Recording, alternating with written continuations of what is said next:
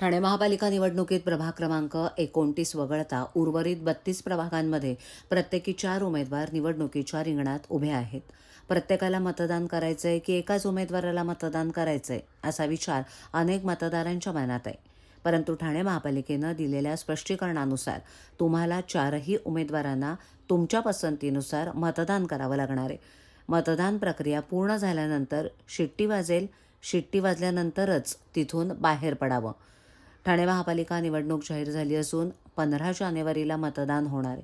त्यामुळे प्रचाराचा अंतिम टप्पा आता आल्यानं उमेदवारांची धाकधूक वाढली आहे. असं असलं तरी प्रचारास कमी दिवस मिळाल्यानं मतदान कसं करावं याबाबत उमेदवारांना त्यांच्या मतदारांना स्पष्टपणे सांगता आलेलं नाही आहे. त्यामुळे नक्की 4 वेळा मतदान करावं की 1-2 वेळेस असा प्रश्न मतदारांना पडला आहे. ठाणे महापालिका क्षेत्रातील एकूण 33 प्रभागांमध्ये विभाजन करण्यात आलं असून 131 नगरसेवकांच्या जागांसाठी निवडणूक होतीये.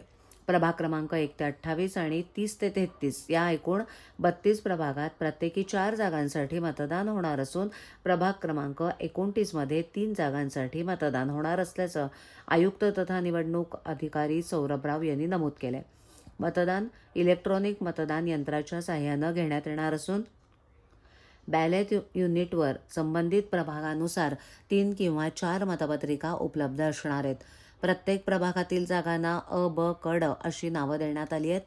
प्रत्येक प्रभागात अ जागेची पहिली मतपत्रिका, पांढऱ्या जागेची, ब जागेची दुसरी मतपत्रिका, फिकट गुलाबी रंगाची, क जागेची तिसरी मतपत्रिका, फिकट पिवळ्या रंगाची आणि चौथी ड जागेची मतपत्रिका फिकट निळ्या रंगाची असणार आहे. प्रत्येक मतदाराला वरीलप्रमाणे 4ही जागांसाठी मतदान करणं बंधनकारक असणार आहे. मतदारांनी 4ही जागांसाठी मतदान पूर्ण केल्यानंतर इलेक्ट्रॉनिक मतदान यंत्रातून शिट्टीचा आवाज येऊन यंत्रावरचे दिवे बंद होणार आहेत. त्यानंतर मतदान यंत्र पुढील मतदाराच्या मतदानासाठी पुनश्च उपलब्ध होणार आहे.